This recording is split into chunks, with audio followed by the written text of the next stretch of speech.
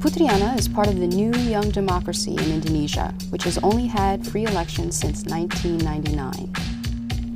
As future leaders, the perspectives of the youth are paramount to understanding current issues. Of Indonesia's 240 million people, the median age is 28, and over half of the population is under the age of 30. Of course, Indonesia is, one of the most important countries in the world. It's the fourth largest country. It's the third largest democracy. It's home to the world's largest number of moderate Muslims. But where did this country come from?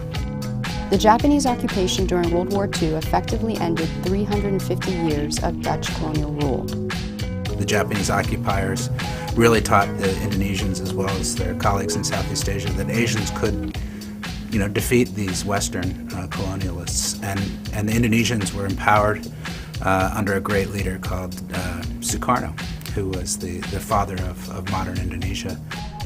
During the occupation, Sukarno returned from exile and declared the independence of Indonesia.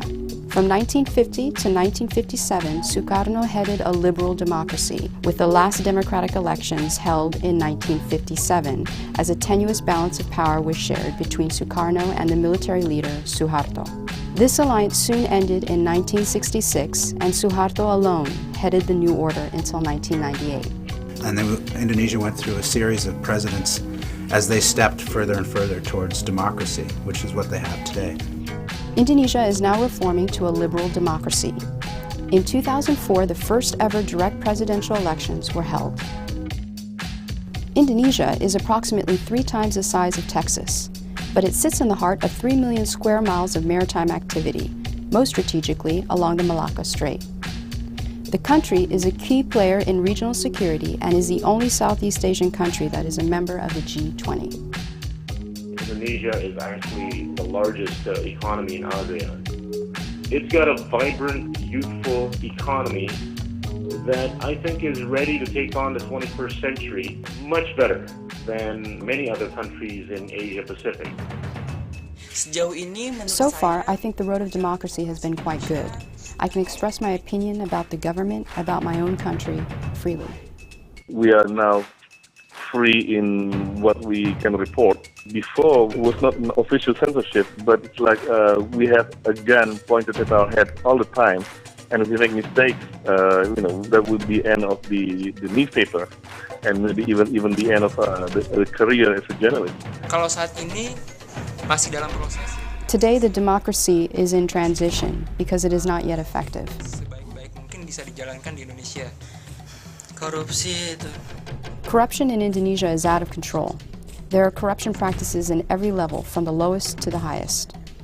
Dan menurut pendapat saya, Government has undertaken efforts to eradicate corruption, but the perpetrators are always a step ahead. Yes, there has been corruption. There is corruption in Indonesia. But as we all know, corruption is a 30-year game.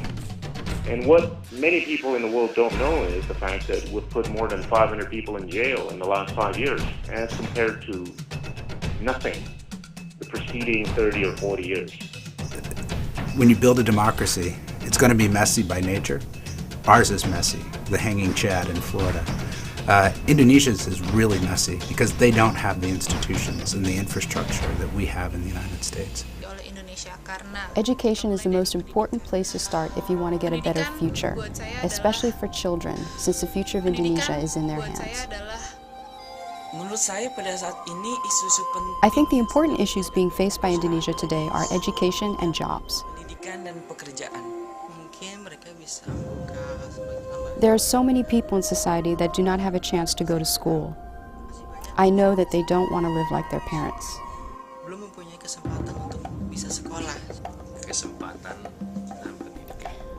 The most prominent problem facing Indonesia today is the government's lack of attention on education.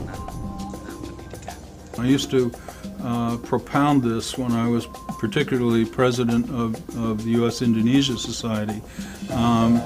It's education. Education, education, education. So in the past 30 years, China has produced about, 250,000 PhDs, while Indonesia, during the same period, has produced only 5,000 PhDs. And I do believe that if you take a 10 to 20-year view, I think you're going to see a completely different Indonesia. Bilateral ties have occasionally been strained due to Indonesia's political and military past. However, the United States has consistently encouraged programs to improve education, agriculture, natural resource management, and healthcare. And we see the U.S. as a partner. If you put that in the context of a rising China, a reemergence of Japan, and a rising India. I think that security, at the end of the day, is still an important part of how the United States sees and will continue to see Southeast Asia.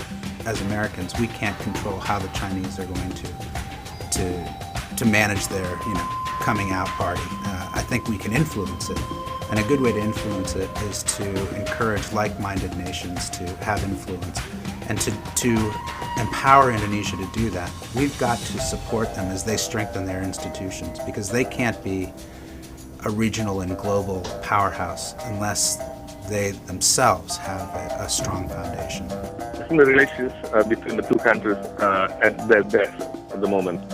Menurut saya, masa depan Indonesia. Now it is up to the government on how to encourage the people to obtain and utilize a good education. I wish that the future generations could reach their dreams for themselves, especially for the betterment of Indonesia. Yang berbakat